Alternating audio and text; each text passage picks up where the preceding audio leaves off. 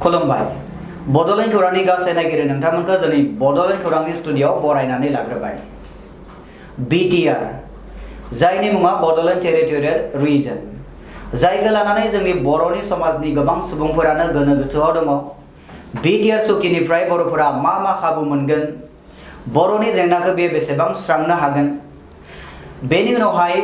Bodoland separate स्टेटआ उनावहाय मोनगोन ना मोना बेफोर गासैनि सोंथिनि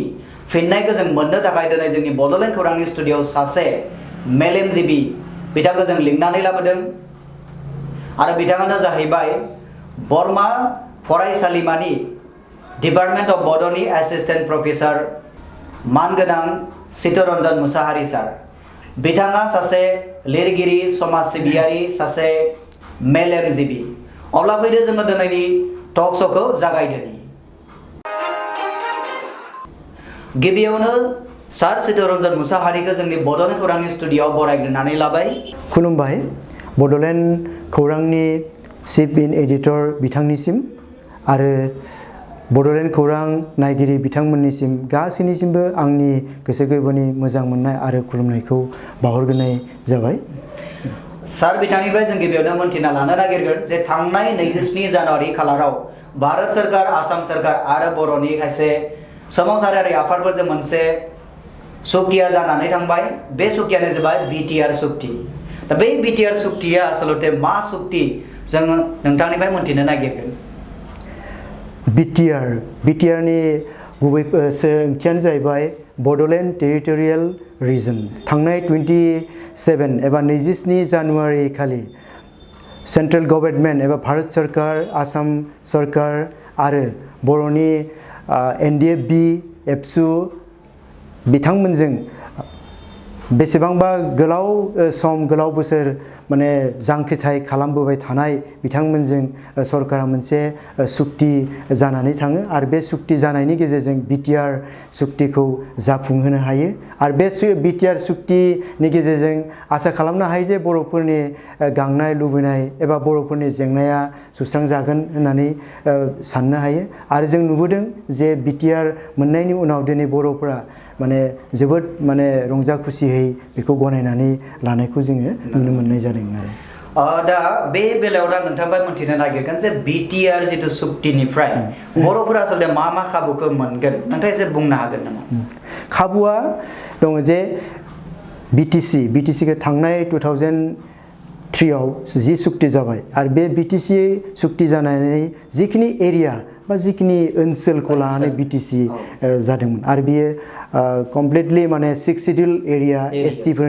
एसटि एरिया बिदिहाय मोनसे हमनानै बेखौ खालामनाय जादोंमोन दा थिग बिदिनो बेखिनि एरियाखौनो बा जिखिनि खाबुफोर दङमोन रावनिफ्राय हम थुनलाइनिफ्रायनो हम बा जोंनि रांखान्थि बिथिं बा जोंनि माने जिखिनि खुंथाय बे खुंथायनि खाबु दंमोन दा बे खुंथायनि खाबुफोरा एसेबाबो बहुतखिनि आपग्रेड जानायखौ जोङो नुनो मोनो माने बिटिसिनिफ्राय बहुतखिनि आपग्रेड जाबाय होननानै साननो हायो आरो दा बेहाय जों नुनो मोनदों जे जोंनि बर' रावखौ रैखाथि होनाय बर' रावखौ नैथि माने बर' रावखौ लोगो राव हिसाबै बाहायनाय आसाम सरकारा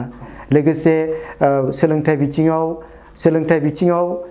माने सेपारेट डिरेक्टरेट खालामनाय एडमिनिस्ट्रेसन लेभेलाव दिनै DIG माने एपइन्टमेन्टबो होबाय आरो बेजों लोगोसे जायफोर हाथियार लानानै सोमावसारदोंमोन जायखौ जों NDFB होनो बिथांमोना मोनब्रै माबायाव दंमोन फेक्सनाव दंमोन बिथांमोनखौबो लानानै जिहेतु सिगनेटरि जाहोबाय बे सुक्तिखौ लानायाव NDFBनो सरकारा बिथांमोननो रिहेबिलिटेसन होनायनि खोथाखौ माने मेनसन खालामदों दे बिथांमोननो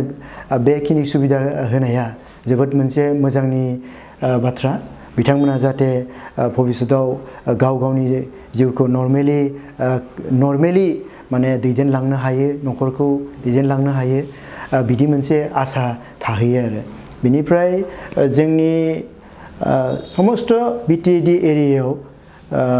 बिटिआर जानाय लोगो लोगो बे मोनसेखौ जों नुनो मोन्दों जे एरियाखौ इनक्लुसन एन्ड एक्सक्लुसन खालामनायनि खोथा बुंदों आरो बेखौ खालामनाया मोनसे माबा एक्सपार्ट कमिटिनि गेजेरजों जागोन होननानै बुंदों जाहाथे बिथांमोना एक्सपार्ट कमिटिया मोजाङै जुदि सारि जारि नायनानै माबाफोरखौ एरियाफोरखौ सोसननाय आरो एंगारनाय बेखौ खालामनो हायोब्लाथाय साक्सेसफुल जागोन होननानै जों साननो हायो आरो दा मोनसे बिराद मोजां मोनसे माबा आरो बेफोरो सुबिदा आरो जोङो दासिम मोनथिनो मोननायाव जोंहा बिटिएडिआव बा बिटिसिआव जोंना बिपिए पार्टी दंखायो आरो लोगोसे इउपिपिएल जोंहा पार्टी दंखायो पलिटिकल पार्टी दा जोङो बिटिआर सुक्तिनि उनाव जोङो खायसे खोनानो मोन्दों बा नुनो मोन्दों जे एनडिएफबि नि मोनब्रैबो फेक्सना लोगो नांनानै जे गोदान मोनसे पलिटिकल पार्टी दिहुननायनि मोनसे खोथा सानगासिनो दङ थानायखौ जोङो मोनथिनो मोन्दों थ' बेबायदि जुदि गोदान पलिटिकल पार्टी खुलियोब्ला बा खुलिनाया बेसेबां जाथावगौ नोंथाङा बेनि सायाव मा बुंगोन आच्छा बे जे बिटिआर सुक्ति जानायनि उनाव जे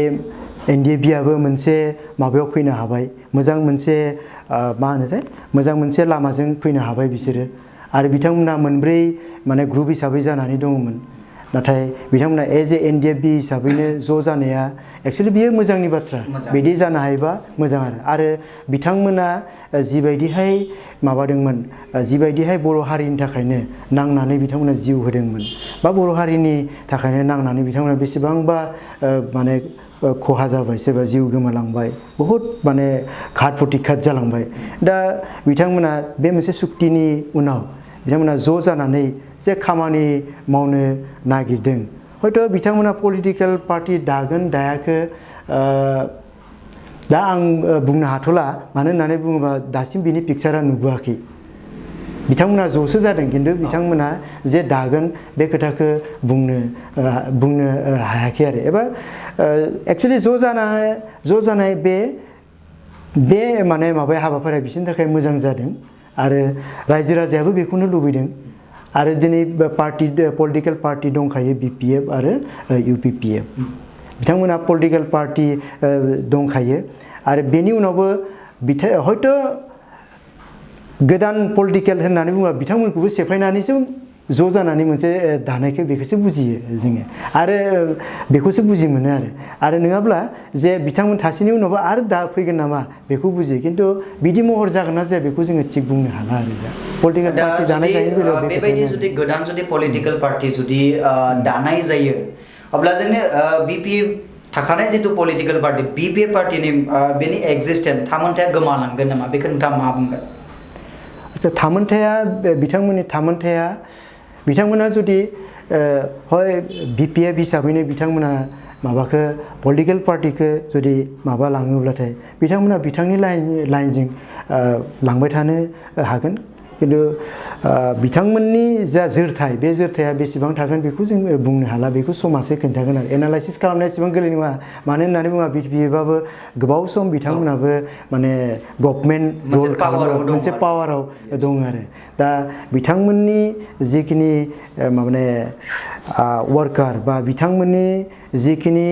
इनफ्लुयेन्स बे इनफ्लुयेन्सआ माने माबानानै थाङाखै आरो लोरबां जानानै थाङाखै दासिमबो दङ एक्जिस्टेन्सआ बिथांमोननि दा बे बेलायाव नोंथांनिफ्राय आङो मोनसे मतामतखौ नागिरगोन जे नोंथाङा आसलते बिपिएफ इउपिपिएल आरो जितु गोदान जितु पलिटिकल पार्टी ओंखारनो होननानै खोनादों थ' बे गासैबो ज' जानायखौ नोंथाङा लुबैयो नामा निश्चय आंथ' बिदि लुबैयो खिन्थु बे जानाया खिन्थु एसेबां गोरलै जागोन बायदिखौ आङो नुहुरा मानो होननानै बुङोबा दिनै बिथांमोननि खोथाफोरनिफ्रायनो खायसे एसे माने माबाखौ नुनो मोनो मा होनोथाय एसे फारागथिखौ जोङो नुनो मोनबोनाय सोरबा सोरखौबा एसे माने बुंनाय बा दिनै इउजि ब्रह्म बा हाग्रामा बिथांमोनजोंनो एसे फारागथिखौ नुनो मोनो खिन्थु एज ए हल जों माने माबाखौ लुबैयो बिदि आरो दिनै एनडिएफबिआ बिथांमोना मोनसे सोमावग्रा हानजा हिसाबै बिथांमोनाथ' पलिटिकेल पार्टी नंखाया बिथांमोना माने थेवब्लाबो सुक्तियाव फैबाय मोनसे गोजोन थासारिखौ लुबैनानै बर' हारिनि डेभेलपमेन्टखौ लुबैनानै दा बिथांमोननि बेलायाव माबायदि जागोन बेखौ माने सानस'नो हाया आरो बिथांमोना माबायदि अर्गानाइज खालामगोन बेखौ जोंनि समाजाबो बुजिनांगोन जोंबो बुजिनांगोन जोंबो बिथांमोनजों माने सापर्ट खालामनानै खामानि मावनाया दरखार बावैसो बे 12 आरो 13 जिथु खालाराव बावैसो फेब्रुवारि खालाराव जे तामुलपुराव एबसुनि मोनसे स्पेशल कन्वेन्शन जालांबाय बे स्पेशल कन्वेन्शनाव एबसुनि आफादगिरि प्रमद बर' बिथाङा गावनि माव समा जोबि सायावनो बिथाङा आफादगिरिनिफ्राय बिथाङा रिजाइन होबाय बे रिजाइन होनायनि उनावहाय मा जाहोन थागोनखौ नोंथाङा सानो प्रमद बर' बिथाङा थ' सिगांनो बुंबाय थादोंमोन बिथाङा जेब्ला एबसुनि आफादगिरि जायोमोन आं पलिटिकेल पार्टियाव थाङा होननानै बे खोथाखौ बियो बुंमोन हारिनि थाखाय खामानि मावगोन होननानै बिथाङा बुंबोबाय थादोंमोन हठात दिनै मोनसे रिजाइन होनायाव हयथ' बेयाव जोंनि पाब्लिकनि मोनसे लुबैनायबो थानोबो हायो पाब्लिकनिफ्राय मोनसे माबा लुबैनाया ओरैबायदिबो जानो जे पलिटिकेल पार्टि बिथाङा जुदि माबानो हायो बिथांखौ जुदि पलिटिकेल पार्टिजों लांनो हायोबाथाय बिथां माबा मोनसे मोजां खामानि मावनो हागोन नामा बे बाथ्राखौ हयथ' निस्सय सानदों हयथ' बेफोरबायदिनोबो जानोबो हागौ होननानै आं सानो मानो होननानै बुङोब्ला एबसुनि बिबान थानाय समाव बिथाङा जिखिनि रल लाबाय बिथाङा बहुतखिनि माने रल लादों बे खोथाखौबो माने स्वीकार खालामनांगोन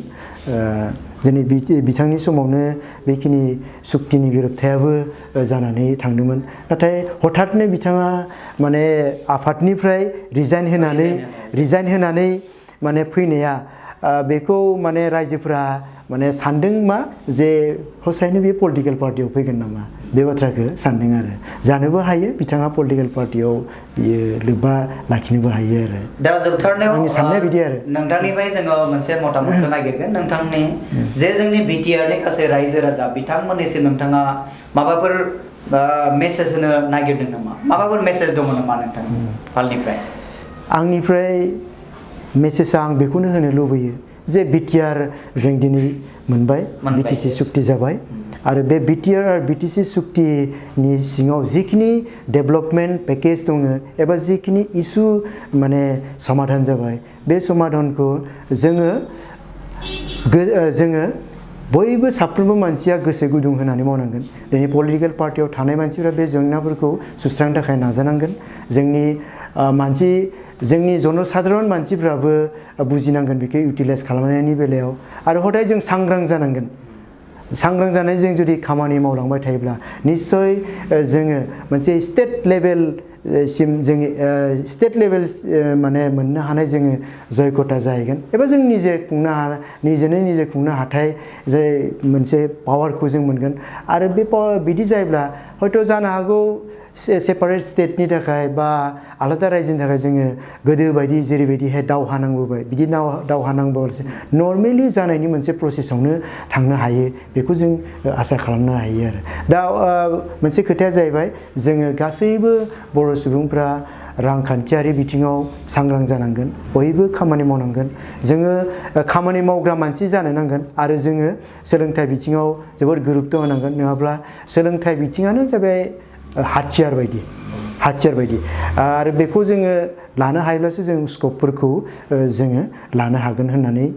सानजायो आरो जों बयबो मोजां खामानि मावनो नाजानांगोन